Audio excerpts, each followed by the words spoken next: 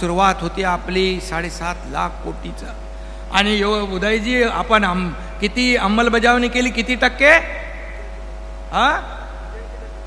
85%। नुसते करार कागदावर नाही तर त्याची अंमलबजावणी केली 85% अंमलबजावणी करणारं आपलं सरकार आहे।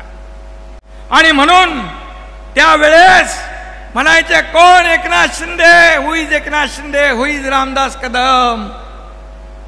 आम्ही दाखवलं आम्ही कोण आहोत ते। आम्हाला हलक्यात घेऊ नका, हलक्यात घेऊ नका।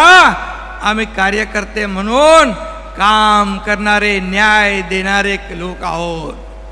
आणि म्हणून इथं दाढीवाल्यांना हलक्यात घेऊ नका। इथं दाढीवाल्यांची मेजॉरिटी जास्ती दिसते। इथं मलाही आहे, रामदासबाईला आहे, इकडे उदय सामंत आहे, इथे योगेशला पण थोडी आहे, इकडे याला पण आहे, निलेश, म्हणजे मेजॉरिटी आहे। आणि म्हणून मी आपल्याला एवढंच सांगतो की किती तुम्ही शिव्या देणार, किती शिव्या शाप देणार, किती आरोप करणार। अरे माझा सत्कार झाला, महापराक्रमी महादजी शिंदे यांच्या नावाचा गौरव, राष्ट्र गौरव पुरस्कार तुमच्या एकनाथ शिंदेला मिळाला, याचा अभिमान तमाम महाराष्ट्राला। एका मराठी माणसाच्या हस्ते मराठी माणसाचा सत्कार झाला दिल्लीमध्ये।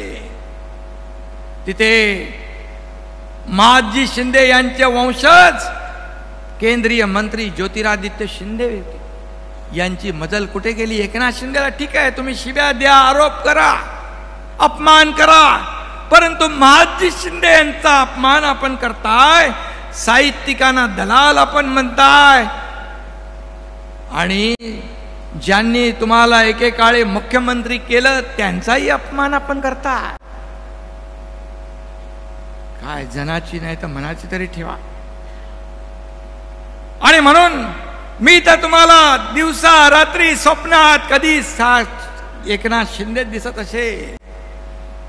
मोगलांच्या काळात संताजी धनाजी जसा मोगलांच्या घोड्याला दिसायचा तसा एकनाथ शिंदे तुम्हाला पाण्यात बघताय। पण मला किती आरोप करा, किती शिव्या द्या, परंतु एकनाथ शिंदेच्या मागे माझ्या लाडक्या बहिणी, लाडके भाऊ, लाडके शेतकरी आहेत, तोपर्यंत मला कसली चिंता नाही, कसली चिंता नाही, आणि कुठलंही मी कुणालाही घाबरत नाही। तुम्ही 2-2.5 वर्षापूर्वी पाहिलं, 2-2.5 वर्षापूर्वी पाहिलं, या राज्याने नाही, देशाने नाही, जगातल्या 32 देशांनी त्याची नोंद घेतली। आज इथं आपले सुभाष बने आले, त्याचबरोबर जाधव आले, बाळासाहेब जाधव आणि महाडिक आले, बरोबर? त्यांचं मगाशी तुम्ही स्वागत केलंय। आणि राजन साळवी देखील, ते खरं म्हणजे 2.5 वर्षापूर्वीच यायला पाहिजे होते, पण ते राहिले तिकडे, जाऊ द्या, योगायोग लागतो। आणि तेही राजन साळवी आणि त्यांचा परिवार देखील शिवसेनेमध्ये आला। आणि खऱ्या अर्थाने या कोकणामध्ये एकापेक्षा एक चांगले कार्यकर्ते शिवसेनेमध्ये काय येतात?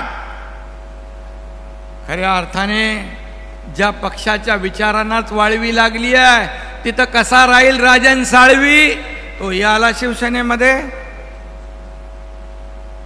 हे लोक काय येत आहेत त्याचा विचार मी त्यांचं स्वागत करतोय, परंतु मला शिव्या देण्यापेक्षा, माझ्यावर आरोप करण्यापेक्षा हे लोक का तुम्हाला सोडतायत याचा विचार करा, याचं आत्मपरीक्षण करा, आत्मचिंतन करा। म्हणाले आम्ही आता आमचे लोक घेतले तर आम्ही डोकी फोडू। अरे डोकी फोडायला कोण आहे तिकडे? हातात मनगटात ताकद लागते, जोश लागतो। मला आठवतंय शोले मधला डायलॉग, आसरानी